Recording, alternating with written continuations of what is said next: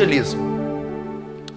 Nós estamos fazendo aqui, preste atenção, vou procurar ser breve porque é Santa Ceia, uma série do evangelismo bíblico.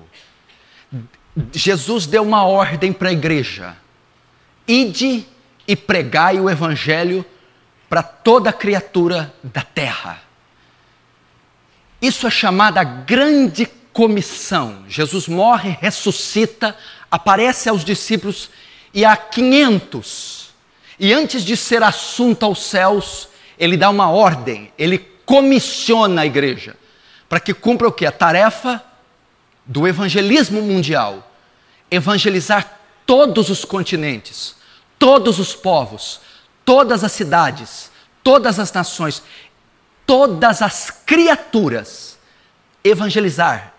E essa tarefa é chamada tarefa da grande comissão. É uma grande missão. E quem está envolvido nela? Eu e você. Nós temos que cumprir a tarefa da grande comissão. No que consiste a tarefa da grande comissão? Pregar o evangelho, testemunhar do evangelho para todas as criaturas da terra. Nós estamos debaixo dessa ordem. Todavia, nós não podemos sair de qualquer jeito. Nós não podemos só cumprir o id. Muita gente quer ir, o id, missões. Não. Missões não consiste em enviar missionários. Não. Evangelizar não consiste em mandar evangelistas para a rua. Não. Missões e evangelismo consiste em levar a verdade de Deus para os perdidos. A palavra de Deus, o evangelho. E muita gente está indo, mas o que está levando não é o evangelho. Então, antes de cumprirmos a tarefa da grande comissão, nós vamos dominar a mensagem. Vamos saber o que pregar. Qual é o conteúdo da mensagem que eu vou levar? O problema reside aí. Já temos missionários demais no mundo, nunca tivemos missionários como temos agora. Evangelistas, igrejas, está cheio, canais de TV, estação rádio, folhetos. O problema é que estão errando no conteúdo do que está levando. Estão evangelizando com uma isca que não é bíblica. Como que se evangeliza hoje? Jesus te ama. Deus tem um plano maravilhoso para a tua vida. Está doente? Vem para a igreja que Jesus te cura. Está mal, está triste, está encalhada? Vem para Jesus. Esse é o método do evangelismo contemporâneo. E ele não é bíblico. Ele está arrastando para dentro da igreja ratazanas, carnais, lobos. Por quê? Porque a isca é carne. A isca é bem-estar. A isca é cura. A isca é prosperidade. A isca é felicidade. Quem está atrás de dinheiro? Quem está atrás de felicidade? Quem está atrás de cura? Carnais, lobos, abutres. Então a igreja está cheia disso. Onde a isca deveria ser: arrependei-vos, porque a ira de Deus está sobre vocês, e vocês estão condenados ao inferno. Venham para que seus pecados sejam apagados e vocês sejam redimidos. Deveria ser isso. E nós vamos aprender para que não caiamos nesse canto de sereia, nesse evangelho espúrio. Isso é um outro evangelho, isso não é o evangelho de Cristo. Essa é a razão das igrejas hoje estar cheias de bodes. As igrejas de hoje não têm convertidos. A maioria das igrejas não possui convertidos. São comunidades cheias de bodes, de joio, de virgens nécias. Por que eu digo que são comunidades de não cristãos? Porque aquilo que as trouxe não foi o evangelho pregado por Spurgeon, Jonathan Edwards, não foi o evangelho pregado por Martyn Lloyd-Jones, não foi o evangelho pregado pelos puritanos, por Paulo, por Pedro. Não foi o evangelho. Foi um método carnal que atraiu pessoas carnais. Logo, quando o evangelho não é apresentado, não há conversão. Quando não há conversão, não há a igreja de Cristo. Agora, nós estamos entrando, como abordar o pecador? Como que eu abordo? Como que eu inicio a pregação? Como que eu prego para prostituta, para um bêbado, para uma criança, num púlpito, nas ruas, numa cruzada? Como abordar o pecador? A obra e o objetivo do evangelismo consiste em levar pecadores ao arrependimento e à fé. Isso é o evangelismo. Olha lá, Marcos 1,15. Jesus está dizendo: o tempo está cumprido, o reino de Deus está próximo. Arrependei-vos e credes no evangelho. A única maneira dos pecadores serem salvos é se arrependendo e crendo. Essa é a tarefa da grande comissão. Se arrependendo e crendo. Ok? A obra e o objetivo do evangelismo é levar pecadores ao arrependimento e à fé. Esse é o objetivo. Olha lá, Jesus dizendo: o tempo está cumprido, o reino de Deus está próximo. Arrependei-vos e credes. Nisso consiste o evangelismo. A única maneira de serem salvos é se arrependendo e crendo. Como evangelizar? Vamos ver agora o evangelismo na prática.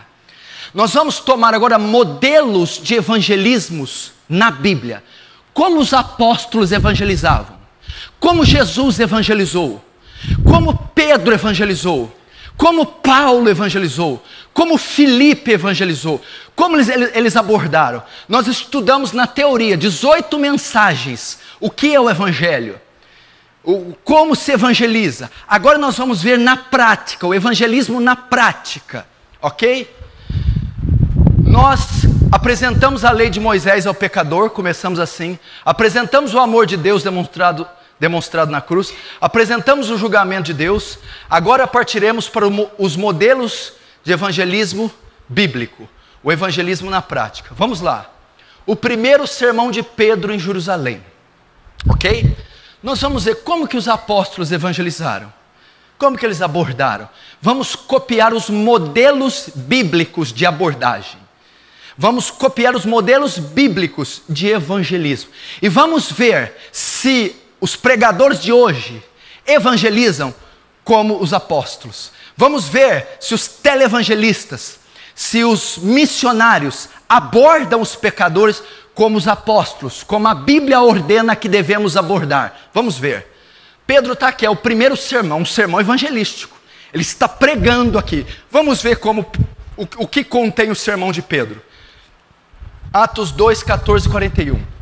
Pedro, porém, pondo-se em pé com os 11, levantou sua voz e disse-lhes: homens judeus, e todos os que habitais em Jerusalém, escutai essas palavras. A Jesus Nazareno, homem aprovado por Deus entre vós, com maravilhas, prodígios e sinais, que Deus por ele fez no meio de vós, como vós mesmos bem sabeis. A este que vos foi entregue pelo determinado conselho e presciência de Deus, prendestes, crucificastes e matastes pelas mãos de injustos, ao qual Deus ressuscitou, solta as ânsias da morte, pois não era possível que fosse retido por ela. Isso aqui é metade do sermão. Pedro está pregando, ele está evangelizando judeus, ímpios, ele está evangelizando, ok? Vamos ver o conteúdo do sermão de Pedro. Isso aqui é metade do sermão, depois vamos analisar a outra metade. Olha lá. A exposição de Jesus Cristo. Salvação somente nesse nome. Olha lá. Pedro, porém, a Jesus Nazareno. Ou seja, a abordagem começa com a exposição de Jesus. Pedro expôs quem é Jesus. Pedro disse da divindade de Jesus, da humanidade de Jesus, da obra de Jesus. Então, o evangelismo deve conter, no evangelismo, a exposição de quem é Jesus. Atos 4,12 diz: e nenhum outro nome a salvação dada aos homens, pela qual devamos ser salvos. Atos 4,12. Então você vê que no sermão de Pedro estava contido a exposição de Jesus. Quando você for pregar, você tem que dizer quem é Jesus, o que ele veio fazer, da onde ele veio, para onde ele foi, aonde ele está, quem é ele. A divindade de Cristo varão aprovado por Deus entre vós com maravilhas e prodígios. Aqui são fragmentos do sermão. Primeiro ele começa falando quem é Jesus. Ele vai dizendo da divindade, aprovado por Deus entre vós com maravilhas, prodígios e sinais. Por que Pedro menciona isso no evangelismo? Para mostrar, Jesus, olha só, é divino, ele é Deus. Quantas pessoas você já viu evangelizar ensinando a divindade de Cristo? Falando, gastando horas sobre a pessoa de Cristo, ensinando cristologia. Pois no sermão de Pedro tinha exposição do nome de Jesus, a divindade de Jesus. Agora, decreto divino, foi entregue pelo determinado conselho e presciência de Deus. Pedro estava dizendo Apocalipse 13:8, o cordeiro que foi morto antes da fundação do mundo, foi entregue pelo determinado conselho e presciência de Deus. O que é presciência? Aquilo que Deus prevê. Pedro estava ensinando no sermão que Deus tinha preparado um plano de salvação antes da fundação do mundo. Olha como é rica a abordagem de Pedro. Pedro está destrinchando, o evangelismo de Pedro tem muito conteúdo. Então, salvação só no nome de Jesus, a divindade de Jesus, mostrando que o Cordeiro, que o plano de salvação foi um decreto divino antes da fundação do mundo. Prendeste, crucificaste e mataste. Está tudo aqui, ó, são fragmentos daqui. Prendeste, crucificaste e mataste. Morte na cruz. Ou seja, o sermão de Pedro continha a morte de Jesus. Quando você aborda alguém, você tem que falar sobre a morte de Jesus. Mas o porquê que ele morreu. A qual Deus ressuscitou, olha lá, a qual Deus ressuscitou soltas as ânsias da morte. Você nota que no sermão também tinha a ressurreição. Quantos pregadores hoje omitem a ressurreição? Só que nota, ele não está falando por falar. Isso deve ser explicado. Todo mundo fala, Jesus morreu por você na cruz, mas daí? Você tem que saber explicar para o pecador por que ele teve que morrer. Por que ele teve que ser Deus? Quem é ele? Jesus. A divindade de Jesus. Mostrar que foi um decreto soberano de Deus antes da fundação do mundo. Isso está recheado no sermão de Pedro. Então olha como Pedro está evangelizando. Agora olha lá, vê se você acha lá, Jesus te ama. Não tem. Deus tem um plano maravilhoso na sua vida. Não tem. Jesus veio curar os tumores. Não tem. O evangelismo não consiste em fazer isso. Você conhece um texto que diz assim, eu, quando for levantado, a todos atrairei a mim. Quem está falando isso? Jesus. Eu, quando for levantado, todos atrairei a mim. Quando que ele foi levantado?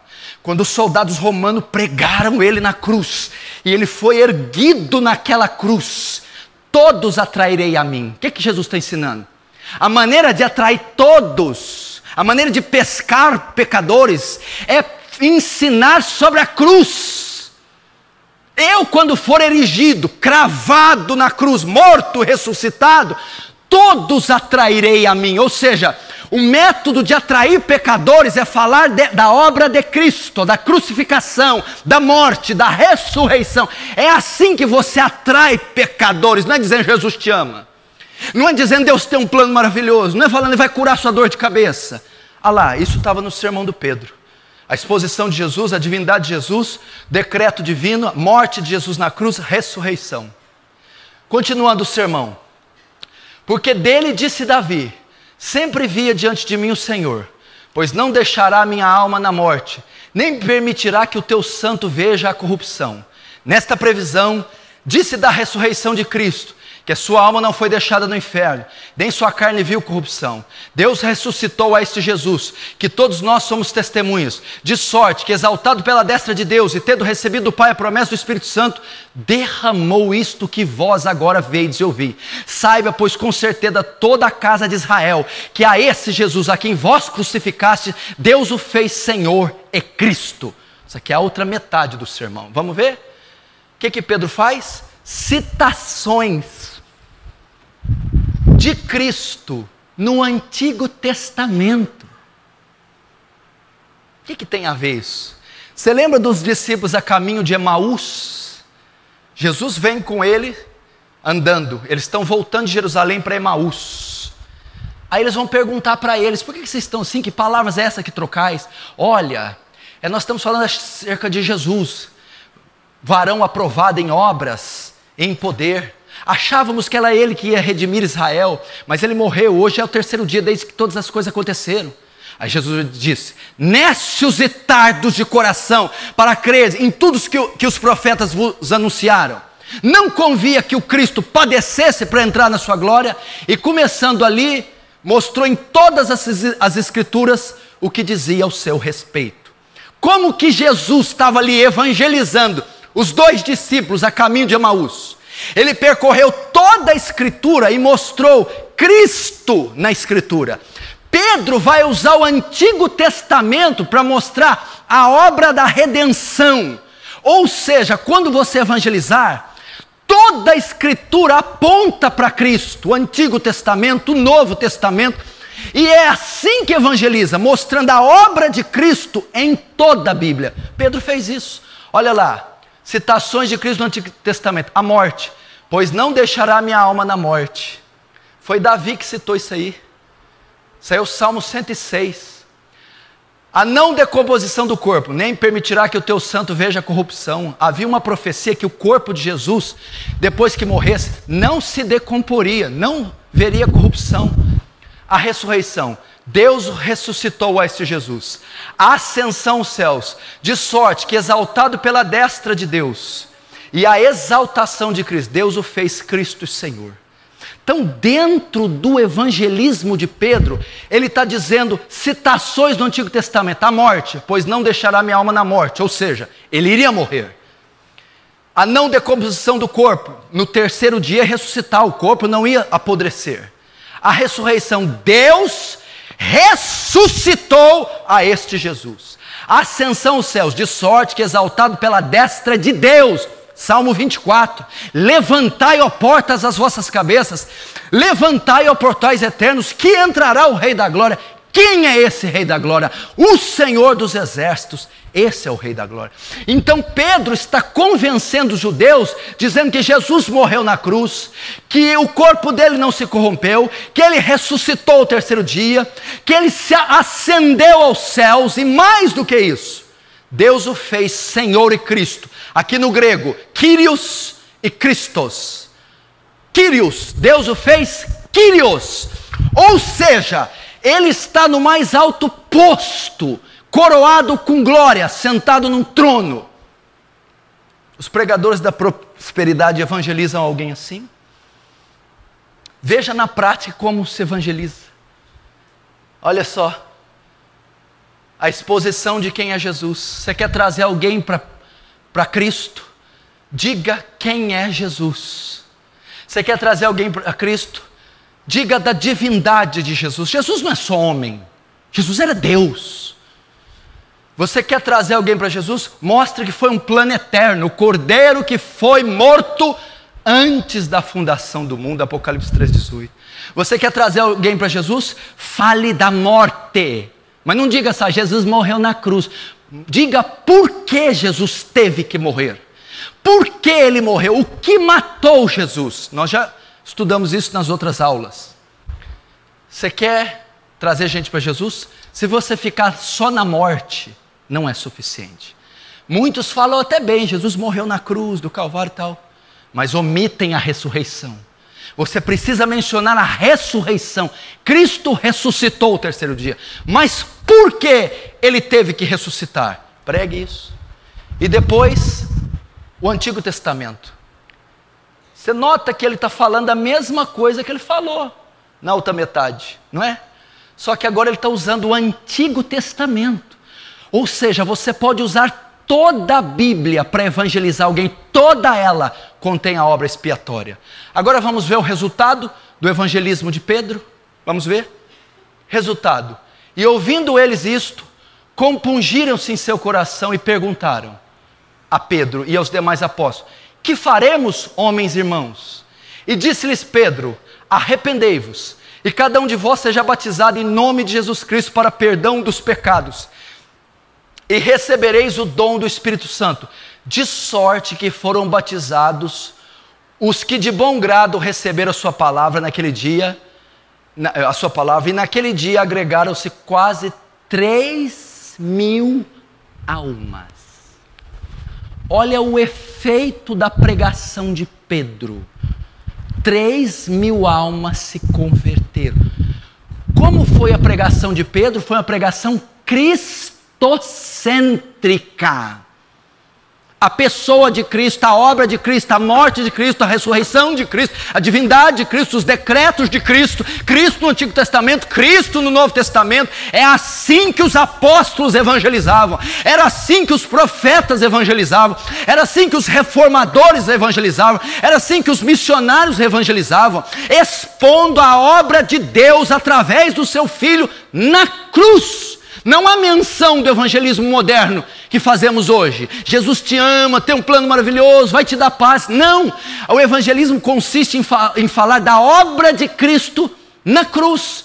Quando alguém expõe fielmente as Escrituras, debaixo do poder do Espírito Santo, é isso que acontece. Quando alguém evangeliza nas ruas, nas missões, nas favelas, em outros países, num púlpito, para uma massa, fielmente explana sobre a obra expiatória de Cristo, este é o efeito. Olha o efeito. Compungiram. Não está aqui? Ouvindo isso, compungiram. Do grego, traspassar, quebrantamento, tristeza, dor. Você acha que essas pregações idiotas de televisão levam alguém a se compungir? Olha o efeito de uma pregação cristocêntrica. Transpassaram, queimou o peito, ardeu, quebrantamento, dor. As pessoas não saem dos cultos hoje quebrantadas. O evangelismo moderno não transpassa o coração dos pecadores, não causa dor, tristeza pelo pecado. É claro que não vai causar, porque a pregação não é bíblica. Segundo, que faremos? Eles ficaram assim, os judeus. E agora? Convicção do pecado. Sabiam que estavam perdidos. É como se disser, nós matamos o Messias. Nós somos pecadores. Nós somos corrompidos. E agora? O que será de nós?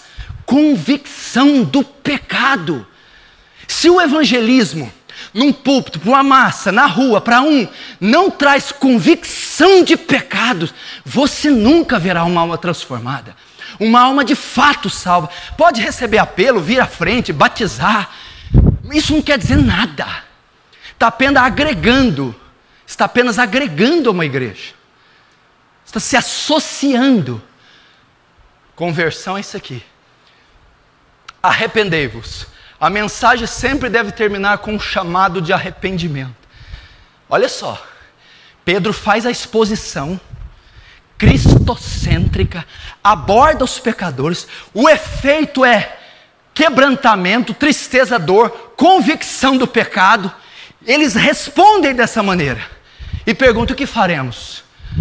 Sabe o que Pedro faz? E o que a maioria não faz hoje? Chamada ao arrependimento. Arrependei-vos. É assim que se evangeliza. É chegar para o pecador: se arrepende de ser esse pai, se arrepende de ser essa mãe, se arrepende de ser esse homem, se arrepende de ser essa mulher, se arrepende dos seus pecados. A mensagem sempre deve terminar com um chamado ao arrependimento. Resultado? Naquele dia, agregaram-se quase 3.000 almas. Olha o efeito que isso traz. Agora, o evangelismo contemporâneo, ele não causa isso. Ele não causa contrição no pecador. Ele não abala as estruturas do pecador. Notem que esse é o modelo que eles evangelizaram na Escritura. Agora vamos ver o segundo sermão de Pedro. Lembra? Ele pegou 2 grandes sermões. Vamos ver o segundo. Atos 3, 11, 26. E apegando-se o coxo que fora curado a Pedro e a João. Todo o povo correu atônito para junto deles, ao alpendre chamado de Salomão. E quando Pedro viu isto, disse ao povo: homens israelitas, por que vos maravilhais? Essa passagem aqui é quando Pedro cura o aleijado no templo chamado Formosa. Eles ficam impactados com a cura. Pedro vai se levantar e vai pregar agora para aquela multidão que está atônita ao ver o coxo andar. Vamos ver como ele começa? O Deus de Abraão, de Isaac e de Jacó, o Deus dos nossos pais, glorificou o seu filho Jesus. Como que ele inicia o sermão? A exposição de Jesus, a mesma coisa. Você começa o evangelismo falando quem é Jesus e o que ele fez. Pois ele continua: entregastes, e perante a face de Pilato, negastes, tendo ele determinado que fosse solto, e mataste o príncipe da vida, a morte na cruz. Pedro está evangelizando agora, falando da morte na cruz, a mesma coisa do primeiro sermão. Depois, ao qual Deus ressuscitou dentre os mortos, do que nós somos testemunhas, a exposição de quem é Jesus, a morte de Jesus, agora a ressurreição de Jesus. Esse é o evangelismo clássico, histórico, bíblico, apostólico. É assim, é dizer da obra de Deus através do seu Filho na cruz: morte, sepultamento, ressurreição, assunção e glorificação nos céus. Citações de Cristo no Antigo Testamento: mas Deus assim cumpriu o que já dantes pela boca de todos os seus profetas havia anunciado, que o Cristo havia de padecer. Ou seja, os profetas. Pedro está citando, está falando que há menções de Cristo no Antigo Testamento, principalmente porque ele está pregando para judeus. Qual era a Bíblia dos judeus? A Torá, o Velho Testamento. E ele está dizendo: vocês não creem que aquele que vocês mataram é ele? Não? Pois eu vou dizer, lá na Torá que vocês tanto veneram, ela está recheada de profecias a respeito deste que vocês mataram, Jesus Cristo. Chamado ao arrependimento, olha lá: arrependei-vos, pois, isso aqui é a continuação do sermão, do segundo sermão de Pedro, olha lá. Arrependei-vos, pois, e convertei-vos, para que sejam apagados os vossos pecados, e venham assim os tempos de refrigério pela presença do Senhor. Todo evangelismo deve terminar com chamada ao arrependimento. Você deve dizer ao bêbado, à prostituta, à sua mãe, ao macumbeiro, ao jovem, à criança, ao idoso: arrepende-se! Arrepende-se do seu pecado. Tem nada de Jesus te ama, coisa nenhuma. Plano maravilhoso, coisa nenhuma. Tem que dizer: você é um pecador em Adão, a ira de Deus está sobre você, você é inimigo de Deus, mas Deus, no seu amor, enviou o seu Filho para morrer no seu lugar e ordena que você agora se arrependa. Esse é o evangelismo. Citou também da volta de Jesus. Olha lá: e envie ele a Jesus Cristo, que já dantes foi pregado, o qual convém que o céu contenha até os tempos da restauração de tudo, dos quais Deus falou pela boca de todos os seus santos profetas, desde o princípio. Ele usou a volta de Jesus para evangelizar. Que pregador você conhece que evangeliza falando: Jesus está voltando? Eles nem pregam que Jesus vai voltar. Mas por que falar da volta de Jesus é um método de evangelizar? Porque a volta de Jesus significa juízo. Então, a maneira de eu advertir os pecadores: se arrependam, porque esse varão vai voltar e vai julgar as nações. Jesus. Resultado? Vamos ver o resultado dessa pregaçãozinha de Pedro, que ela não é popular hoje não. Hoje ela é fraquinha, feinha, tadinha, ela não teria espaço hoje nas mídias. Vamos ver o resultado dela? Muitos, porém, dos que ouviram a palavra creram, e chegou o número desses homens a quase 5.000. Olha o efeito da pregação deles. Hoje você evangeliza, prega, faz apelo. Cadê? 2 sermões de Pedro. 2 sermões agregaram quase 5.000 almas. Você já imaginou? 5.000 almas é 10 vezes esse salão. 10 vezes esse salão. 5.000. Olha o poder que o Evangelho tem. Isso aqui que Pedro está fazendo é Romanos 1,16. Eu não me envergonho do Evangelho, porque ele é o poder de Deus para a salvação de todo aquele que crê. Primeiro do judeu, depois do grego. Olha o poder do Evangelho aqui. Agora, me diz, são conhecidos os 2 sermões mais populares da história e mais poderosos, por causa da quantidade de gente que converteu, quase 5.000. Milhares de pessoas converteram em 2 sermões. Okay? Quem aqui já pregou e ganhou 3.000 almas numa só vez? Ninguém. Okay? Então é um modelo mais eficaz que existe. É poderoso, não é? É. Aonde ali naquele sermão contém os argumentos que os pregadores usam hoje? Em momento nenhum você viu Pedro dizer: Deus vai te dar um carro, Deus vai curar você, Deus vai te dar uma namorada, Deus vai te dar... Não teve nenhuma menção disso. Vamos para a igreja que vai dar certo. Mentira! Isso não é bíblico. Evangelismo consiste em falar da cruz de Cristo e só da cruz. Não, agora vamos copiar os modelos modernos. Qual o resultado desses modelos? Nenhum.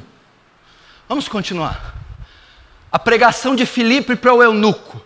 Primeiro era Pedro com a multidão, ok? Num púlpito. Agora vamos ver o corpo a corpo, o evangelismo na rua. Como é que aborda alguém na rua? Vamos lá. Filipe e o eunuco. Esse aqui é Filipe de Cesareia ou Filipe de Betsaida? Diga que ele é. Não sabe? Não sabia nem que tinha 2 Filipe? É um de Betsaida e um de Cesareia. Vai ter que estudar em casa. Atos 8, 27, 40. E levantou-se Filipe e foi. E eis que um homem etíope, eunuco, mordomo-mor de Candace, rainha dos etíopes, o qual era superintendente de todos os seus tesouros, tinha ido a Jerusalém para adoração. Regressava, assentado no seu carro, lia o profeta Isaías. Então disse o Espírito a Filipe: chega-te, ajunta-te a esse carro. E correndo Filipe, ouviu que lia o profeta Isaías e disse: isso aqui é o Espírito Santo dizendo a Filipe que evangelizasse um negro, um etíope, mordomo de uma rainha. Ele vai lá agora pregar para esse etíope, um homem só. Ele vai à borda, ele vai parar o cara e vai pregar para o cara. Vamos ver qual método que ele usou, quais os argumentos. Vamos lá. Entendes tu que lês? Ele começa assim, Filipe. O mordomo disse: como poderei entender se alguém não me ensinar? E rogou a Filipe que subisse com ele e se assentasse. E o lugar da escritura que lia, o mordomo, o etíope, o negro, na carruagem, estava lendo o profeta Isaías. Estava lendo Isaías 53, mas não entendia o que lia, né?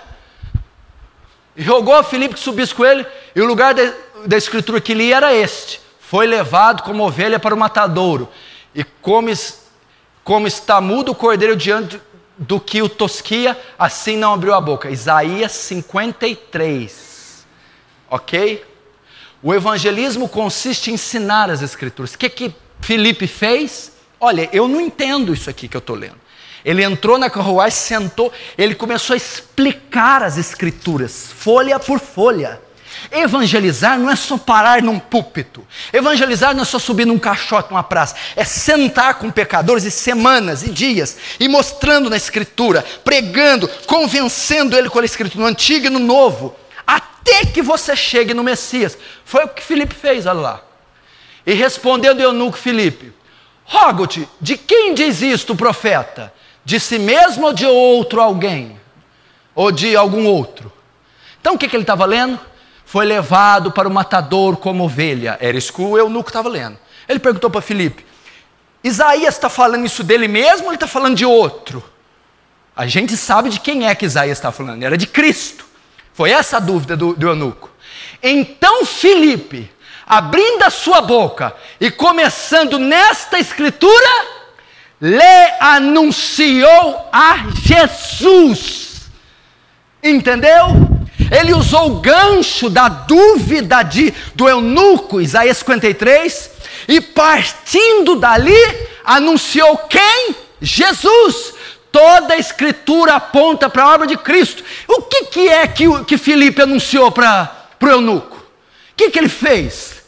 Divindade e humanidade de Jesus, morte de Jesus, ressurreição de Jesus, ascensão de Jesus, retorno triunfal de Jesus, julgamento de Jesus. E começando nessa escritura, lhe anunciou Jesus. O que é anunciar Jesus? É falar toda a obra que envolve Jesus: encarnação, nascimento virginal, ministério. Jesus teve o ofício de pastor, de rei, sacerdote e profeta. Morte na cruz, ressurreição. Foi isso. Foi assim que ele abordou. Vamos lá, resultado agora. Vamos ver o resultado da pregação de Filipe. Indo eles caminhando, chegaram ao pé de alguma água. E disse o eunuco: eis aqui a água. Que impede eu que seja eu batizado? Sabe qual foi o resultado? Batismo. Batismo. O que é batismo? É um símbolo do arrependimento. João Batista não veio pregando no deserto da Judéia o batismo para o arrependimento. O eunuco se arrependeu. Primeiro arrependimento. Para entrar no céu tem que se arrepender e crer. E disse Filipe: é lícito eu te batizar, se crês de todo o coração. E respondendo ele disse: creio que Jesus Cristo é o Filho de Deus. Fé, arrependimento e fé, através da pregação cristocêntrica de Filipe. Terceiro, e mandou para o carro. Rapaz, e desceram ambos na água, tanto Filipe como eunuco, e o batizou. Entrou na aliança através do batismo. Que aliança? Na nova aliança, no novo concerto. Entrou para o corpo de Cristo, para a igreja, através do rito do batismo.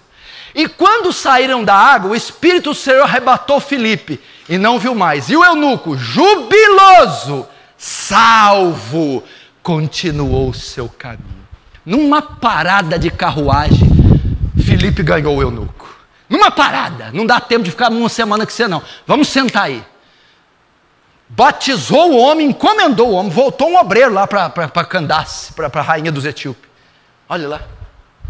Como ele conseguiu isso? Começando nessa parte na escritura, lhe anunciou Jesus. O que significa anunciar Jesus? Encarnação, morte, ressurreição, exaltação, a obra de Cristo na cruz. Qual o resultado? Arrependimento, fé, batismo, salvação. Em uma só pregação, em uma só abordagem. Cadê Filipe falando aqui? Olha, eunuco, Deus tem um plano maravilhoso para você. É mesmo. Eunuco, você está meio solteirão, Jesus vai te dar uma mulher. Eunuco, não existe isso na abordagem. Vamos continuar. A pregação de Paulo em Tessalônica. Vamos ver Paulo pregando em Tessalônica. Atos 17, 1-4. E passando por Anfípolis e Apolônia, chegaram a Tessalônica, onde havia uma sinagoga de judeus. E Paulo, como tinha por costume, foi ter com eles, e por 3 sábados disputou com eles sobre as Escrituras. Mesma coisa que Filipe. Ele foi numa sinagoga lá na Tessalônica e ficou 3 semanas disputando com eles nas Escrituras. Ou seja, ensinando, abordando. Você deve evangelizar pessoas assim. Gastar tempo com elas. E ir semana após semana, dia após dia, abrir as Escrituras e ensinar, disputar, convencê-las pela Escritura a respeito de Jesus. Olha lá. Ele disputou com eles sobre as Escrituras por 3 sábados. Ok? O que ele disputou? O que Paulo pregou? A mesma coisa, expondo e demonstrando que convinha que o Cristo padecesse e ressuscitasse dentre os mortos. A pregação é a mesma, é disco rodado, né, Filipe? História rodadinha. Olha lá, é a mesma coisa. Morte e ressurreição. Olha lá, o poliglota apóstolo Paulo. um homem versado no grego, no latim, no hebraico, um homem que estava sendo que aspirava o cargo do sacerdócio, a 20ª mente mais brilhante da história. Paulo, como que ele evangelizava? Expondo e demonstrando aonde? Numa sinagoga em Tessalônica. O que ele expunha? O que ele pregava? Como ele convencia judeus? Expondo e demonstrando que convinha que o Cristo padecesse e ressuscitasse dos mortos. É assim que se evangeliza. Jesus morreu na cruz, se fez homem, assumiu o seu pecado, com o seu pecado a sua culpa, teve que pagar a culpa morrendo na cruz, morre na cruz, no fato de Deus ter despejado a ira dele sobre ele. Deus satisfaz sua justiça, matando Jesus na cruz, mas ao 3º dia, Jesus ressuscita dos mortos, demonstrando que Deus aceitou o seu sacrifício, e agora ordena que os homens se arrependam e creiam. Foi isso que Paulo está dizendo. A este Jesus que vos anuncia é o Cristo. Exposição de Jesus. Morte e ressurreição. Exposição a este Jesus que vos anuncio. Este é o Cristo. Porque eu posso dizer sobre Jesus. Mas e aí? Jesus é um profeta. Jesus é um fraudulento, como o Código da Vinci escreve. Não. Paulo disse, esse Jesus é o Christos. É o Messias, é o ungido, é o Salvador. Resultado, vamos ver o resultado? Alguns deles creram e ajuntaram-se com Paulo e Silas, e também uma grande multidão de gregos religiosos, e não poucas mulheres principais. O resultado é o mesmo: conversão de pecadores, porque a pregação é a mesma. Assim os apóstolos abordavam os pecadores, assim os discípulos abordaram Pedro, Tiago, Filipe. Esse é o método de evangelismo bíblico. A pregação de Paulo em Antioquia da Pisídia, tem Antioquia tem Antioquia da Pisídia e Antioquia da Ásia. Olha lá, Atos 13, 26, 49. Homens, irmãos, filhos da geração de Abraão, e os que dentre vós temem a Deus, a vós vos é enviada a palavra dessa salvação, por não terem conhecido a estes, os que habitam em Jerusalém, e os seus principais condenaram, cumprindo assim as vozes dos profetas, que se leem todos os sábados. Ok? Ele está pregando em Antioquia da Pisídia, que é o começo do sermão. Vamos ver a continuação. Embora não achasse alguma causa de morte, pediram a Pilatos que fosse morto. E havendo eles cumprido todas as coisas que dele estava escrita, tirando-o do madeiro. Como que Paulo começa a abordagem em Antioquia da Pisídia? Falando da morte de Jesus. No madeiro, em uma cruz, sobre os auspícios, sobre a ordem de Pilatos. Olha lá.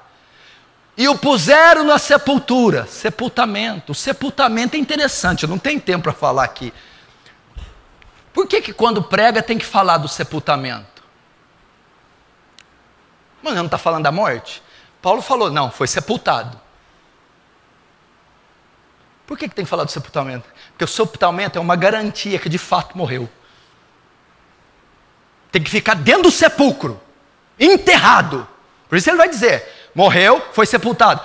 Comprovado que morreu. Ele de fato morreu, porque ele ficou sepultado 3 dias. Ressurreição. Mas olha que até eu converto com o negócio dele. Embora não achasse alguma causa de morte. Imagina você ouvindo ele está pregando para nós, Paulo.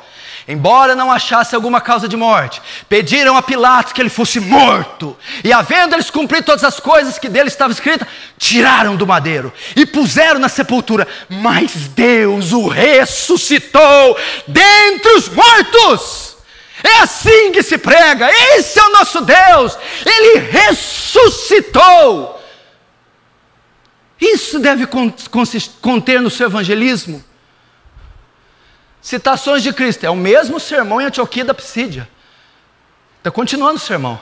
Por isso também outro salmo diz, não permitirá que o teu santo veja corrupção. Porque na verdade tendo dormiu, deve ser dormido, escreveu errado, foi posto junto de seus pais. Porque na verdade, Davi, tendo dormido, foi posto junto com seus pais e viu a corrupção. Ele está citando a mesma coisa que Pedro. Mas aquele a quem Deus ressuscitou, nenhuma corrupção viu. Seja, pois, notório, homens e irmãos. Ele faz uma citação, né? Ali está dizendo que Davi morreu e viu a corrupção, ou seja, o corpo de Davi se decompôs. Mas Jesus não viu corrupção. Está mostrando a ressurreição. Expiação. Por este se vos anuncia a remissão dos pecados. E de tudo que nele, pela lei de Moisés, não pudesse ser justificado, por ele é. Então ele está citando citações do Antigo Testamento acerca de Jesus. Dizendo que o corpo não se decompôs, como Pedro. Dizendo que o fato de não ter se decomposto é porque ele ressuscitou aqui, ó. Depois ele vai falar da expiação. Por este se vos anuncia a remissão dos pecados. Ele está dizendo a causa da morte. Não morreu. E daí que ele morreu? Paulo está ensinando por que ele morreu. Para remir, cobrir, resgatar-nos dos nossos pecados. E último, por ele é justificado todo aquele que crê. Paulo termina o sermão falando da justificação pela fé. Não há qualquer menção de prosperidade, não há qualquer menção de cura física, não há qualquer menção do chamada felicidade, não é qualquer menção de banalismo. É um evangelismo cristocêntrico que chama o pecador ao arrependimento baseado na obra de Cristo na cruz. Então ele citou morte, sepultamento, ressurreição, citações do Antigo Testamento, expiação e justificação pela fé. Vamos ver o resultado? Primeiro, conversão de judeus.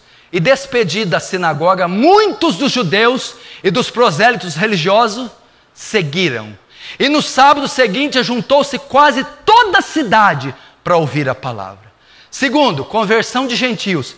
Mas Paulo e Barnabé, usando de ousadia, disseram: era mister necessário que a vós se vos pregasse primeiro a palavra de Deus. Mas visto que a rejeitais e não vos julgais dignos da vida eterna, eis que nos voltamos para os gentios. E os gentios, ouvindo isto, alegraram-se e glorificaram a palavra do Senhor. E creram todos quantos estavam ordenados para a vida eterna. A pregação de Paulo em Antioquia da Psídia resultou na conversão de judeus e gentios. Que são gentios? Todos os não-judeus, que não têm a raça, o sangue judaico, israelita. Conversão de judeus e não-judeus. Resultado ele é eficaz, ele é batata. Então vimos a pregação de Pedro, de Filipe, de Pedro, Filipe, pregação de Paulo, todas com o mesmo viés, todas com o mesmo fundamento e todas com o mesmo resultado, a conversão de pecadores. Dessa maneira, o pecador é levado ao arrependimento e à fé. Assim ele obtém pela graça de Deus a salvação. Vocês viram aqui os modelos bíblicos? Essa é a maneira de abordar. Assim abordou Jesus, assim abordou os apóstolos, assim abordou Paulo, assim abordou Pedro, assim abordou Filipe e tantos outros modelos que estão na Bíblia. E dessa maneira, pecadores dos mais distintos, dos velhos e os novos, dos pobres e ricos, dos estadistas e indoutos, eles se converteram a Cristo através desse tipo de mensagem. Essa é a verdadeira mensagem. Esse é o verdadeiro evangelho.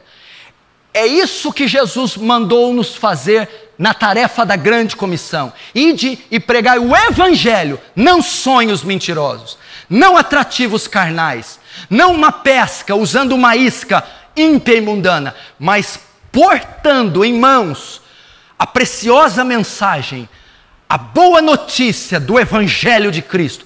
E essa é a boa notícia, que Cristo veio ao mundo resgatar os pecadores, dos quais eu, você, somos os principais. Essa é a mensagem. Vamos pregar o Evangelho. Vamos fechar os olhos para darmos prosseguimento na ceia. Você vai fechar os olhos e vai pedir para que Deus coloque essa mensagem no seu coração. Você vai pedir para que Ele te ensine essa mensagem, para que você seja fiel a essa mensagem.